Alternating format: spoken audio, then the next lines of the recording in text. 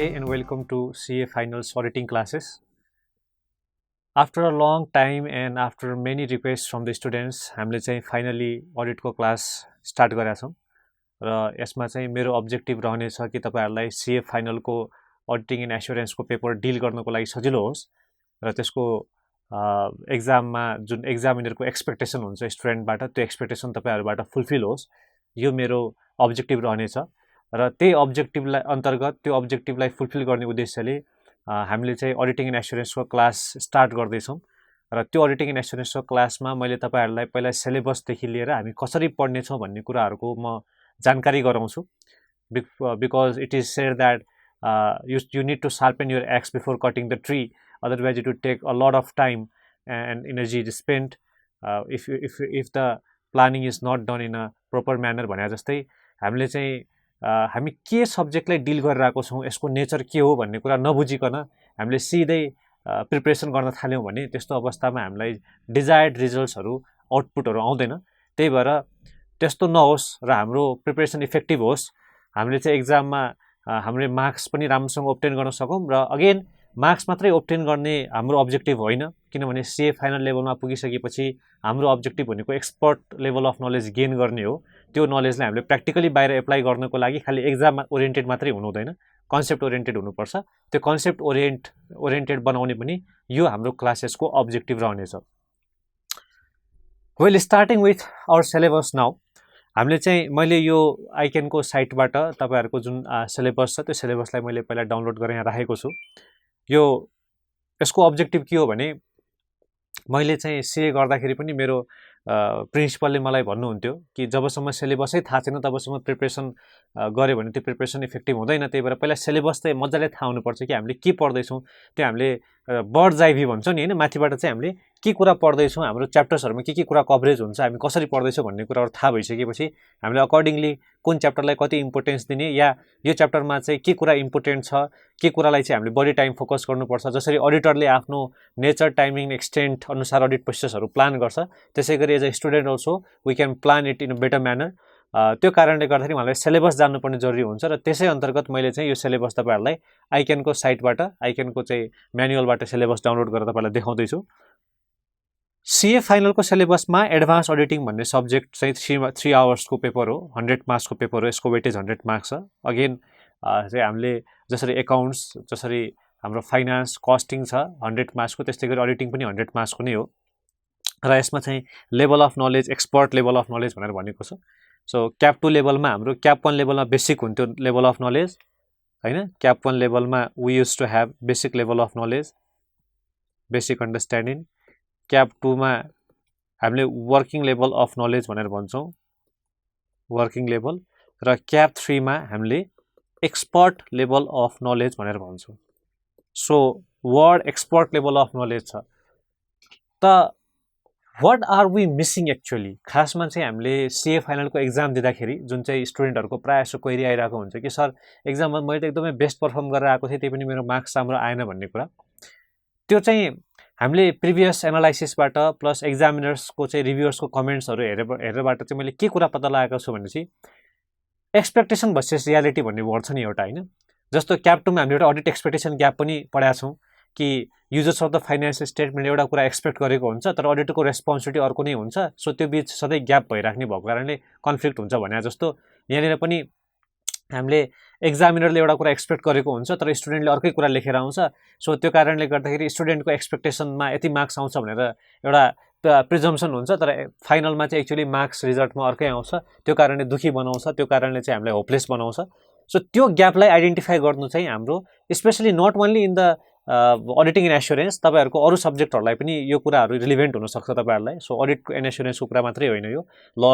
तपाईको tax even accounts finance सबै कोठामा चाहिँ तपाईले सिलेबस आइडेन्टिफाई गरिसकेपछि सिलेबस थाहा भइसकेपछि how to write the answers in exams how to present your answers that is also going to be very very important त्यो कुरालाई पनि हामी ध्यानमा राख्छौं सो क्याप 3 लेभलमा चाहिँ एक्सपर्ट लेभल अफ नलेज भनेर भनिसकेपछि the examiner expects the expert level answers from you not the working level answers यो फर्स्ट मिस्टेक त स्टुडेन्टको यहाँ हुने हो कि एक्जामिनरले एक्सपेक्ट गरेको हुन्छ expert level of knowledge, student ends of writing the working level of नलेजवाला आन्सरहरू, जसको कारणले गर्दाखेरि 5 मा 4 पाउनुपर्ने ठाउँमा चाहिँ यु इन्ड अफ गेटिङ 5 मा 1.5 वा 5 मा 2, होइन? बिकज आन्सर आफैमा गलत हुँदैन, तर एक्सपेक्टेड कुराहरू आउँदैन, एक्सपर्ट तरिकाले डिल गर्ने कुराहरू नआएको कारणले गर्दाखेरि will be missing the facts, will be missing the circumstances that are to be presented in the answers, and ultimately will end up getting lower marks than expected. त्यो चाहिँ मेन रिजन हो, first reason यही नै हो कि expert level of knowledge भने के हो plus working level of knowledge भने के हो, यो हामीले बुझ्न जरुरी छ। त्यसै गरी हाम्रो आन्सर्सलाई त्यही फाइन ट्युनिङमा लानुपर्ने जरुरी छ। अब यसमा के भनेको छ त, कोर्स अब्जेक्टिभ्स। कोर्स अब्जेक्टिभमा जाउँ हामी, to develop candidates capability. Again don't get confuse, हामी च्याप्टर 1 सुरु नै गर्छौँ आज, तर before moving to chapter number 1 हामीले पहिला सुरुमा मैले तपाईलाई बताइहालेँ कि अब क्याप 2 मा गरेको कुराहरू क्याप 3 मा गर्नु छैन। एक, क्याप 2 मा आन्सर दिने प्याटर्न र क्याप 3 मा आन्सर दिने प्याटर्न फरक हुन्छ, त्यसलाई आइडेन्टिफाई गर्नु छ। 2, हाम्रो सिलेबसको कभरेज क्याप 2 र क्याप 3 मा फरक छ, त्यही भएर क्याप 2 र क्याप 3 को सिलेबसलाई आइडेन्टिफाई गर्नु छ। स्पेशली क्याप 2 को भन्दा नि क्याप 3 को सिलेबस के हो त्यो कुरा आइडेन्टिफाई गर्नु जरुरी छ। 3, यो कुराहरूलाई हामीले विचार गर्दैछौँ, त्यसै अन्तर्गत हामी सिलेबस डिस्कसन फर्स्टमा गर्दैछौँ, त्यसपछि will be moving to our regular chapters. So course अब्जेक्टिभमा to develop candidates capability in performing in reporting on auditing and assurance to increase reliability of financial and non financial information. अब तपाईँ सिए final लेभलमा हुनुहुन्छ, यो level pass out भइसकेपछि तपाईँले गरेको सिग्नेचर मार्केटमा चल्नेवाला छ। तपाईँले साइन गरेको फाइनेन्सियल स्टेटमेन्ट्समा चाहिँ युजर्स अफ द फाइनेन्सियल स्टेटमेन्टले बिलिभ गर्छन्। त्यो कारणले गर्दाखेरि it is very important that whatever the documents you sign or whatever the reports you present, they are appropriate, they are reliable, and they are authentic. That's why the objective of this subject, this particular subject, auditing and assurance, is to develop such a concept on you that whatever you are going to sign or whatever the documents you are going to release as a professional are reliable, है? त्यो कारणले गर्दाखेरि तपाईको capability enhance गर्ने हो। To develop candidates' capability in identifying significant risk and applying risk assessment procedures to the engagement. जुनसुकै ठाउँमा तपाईलाई एज अ अडिटर अपोइन्ट गरोस्, चाहे भ्यालुएटर अपोइन्ट गरोस्, चाहे रिभ्युअर अपोइन्ट गरोस्, चाहे प्र्याक्टिसनर अपोइन्ट गरोस्, त्यो ठाउँमा चाहिँ रिस्क के हुनसक्छ त्यो आइडेन्टिफाई गर्न तपाईँ सक्षम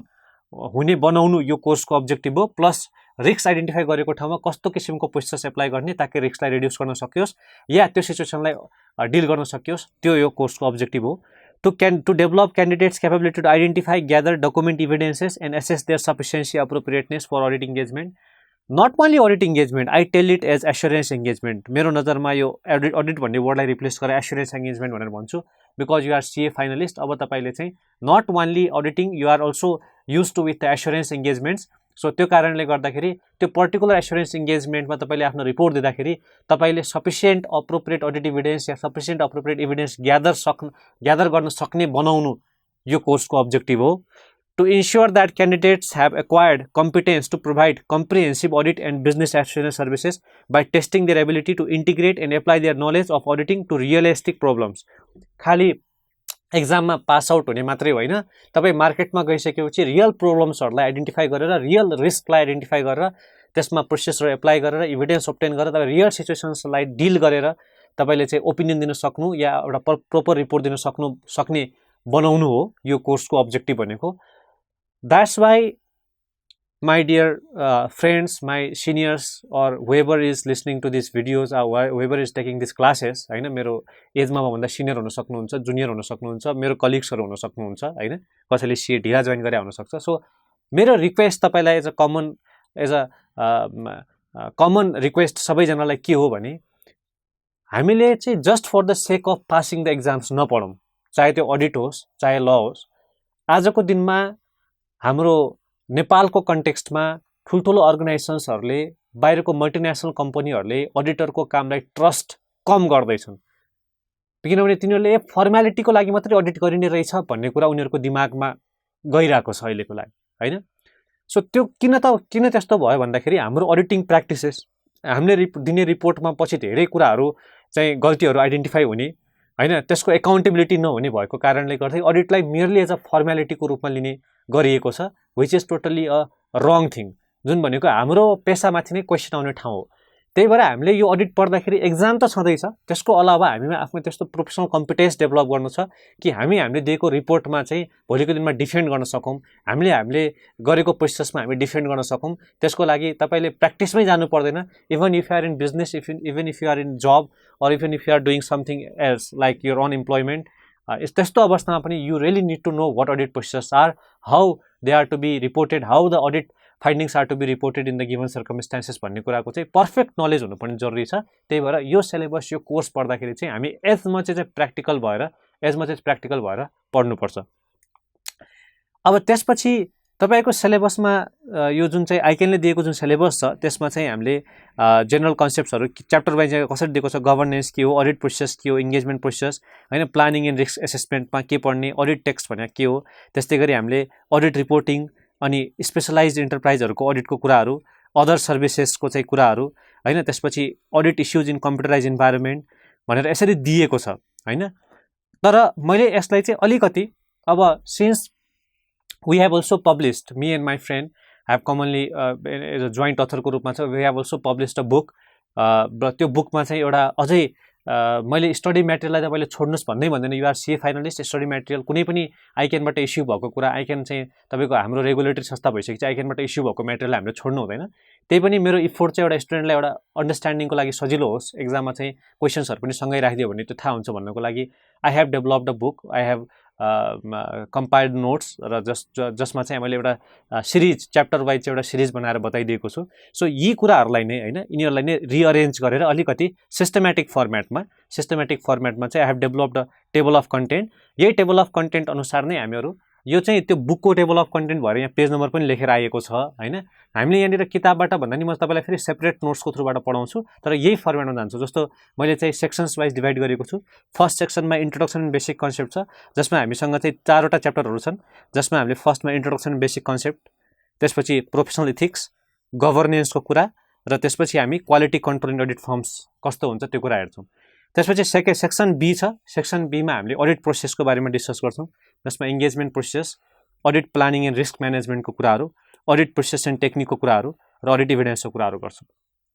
त्यस्तै गरी स्पेसल कन्सिडरेसन्सको कुरा, using the work of the others, audit documentation, audit conclusion and रिपोर्टिङको कुरा गर्छौँ। र यसमध्ये तपाईँहरूको एक्जाममा चाहिँ this portion is very very very very important. अरू चाहिँ इम्पोर्टेन्ट छैन भने होइन मैले, because you are CA finalist, तपाईँलाई चाहिँ बढी जस्तो रिपोर्टिङको पार्टबाट क्वेसन्सहरू आइरहेको हुन्छ एक्जाममा कि given the circumstances how would you report, how would you deal with this situation भनेर। सो यो पार्ट पनि छ हाम्रो सेकेन्ड सेक्सनमा। त्यसपछि अडिट अफ स्पेसल सेक्टर छ, अडिट अफ स्पेसलाइज एरिया छ, फ्रड एन्ड अडिटर्स लाइबिलिटिज भनेर छ, सबैभन्दा ठुलो नै हाम्रो बी सेक्सन छ। त्यसपछि सेक्सन सीमा will be discussing about what are the review engagements, त्यसपछि रिलेटेड सर्भिसेसहरूमा के हुन्छ, अनि एस्युरेन्स इन्गेजमेन्ट स्ट्यान्डर्ड्सहरू के हुन्छन् जुन हामीले क्याप 2मा पढाएको थिएनौँ। त्यस्तै गरी अदर एस्युरेन्स इन्गेजमेन्ट्सहरूमा cost audit, due diligence audit भनेको के हो, म्यानेजमेन्ट अडिट, पर्फर्मेन्स अडिट के हो, त्यसपछि अदर सर्भिसेस भनेर छ। र last section is section D, जसमा अडिटिङ एन्ड इन्फर्मेसन टेक्नोलोजीमा सिआइएस इन्भाइरोमेन्टको बारेमा र क्याटको बारेमा हामीले डिस्कसन गर्नेछौँ। So this is the sequence how will be discussing भन्ने कुरा। र यो सेसन्सहरूमा चाहिँ म तपाईँहरूलाई एक्जाममा आएको क्वेसन्सहरू कस्तो आउँछ, प्रत्येक च्याप्टर पछि चाहिँ त्यो च्याप्टरमा थ्योरिटिकल क्वेसन्सहरू कस्तो सोध्न सक्छ, प्र्याक्टिकल क्वेसन्सहरू कस्तो आउन सक्छ भनेर त्यो कुराहरू पनि हामी प्र्याक्टिस गर्छौँ। एज वेल एज हामी क्वेसनको आन्सर लेख्ने कुराहरू पनि म तपाईँलाई हिन्ट्स दिएर त्यो प्र्याक्टिस गराउँछु, फर्मेट बताउँछु कसरी आन्सर गर्ने भनेर। Well, this was all about our syllabus, this was all about our introduction to our subject, this was all about how we will be studying our remaining classes भन्ने कुराहरू। Hey guys, we hope this video was useful for you. And if you want to watch more videos like this one, please like and subscribe to our channel now. Also, you can download our app on Google Play as well as App Store. We wish you all the best for your upcoming examinations. Thank you. Have a good day.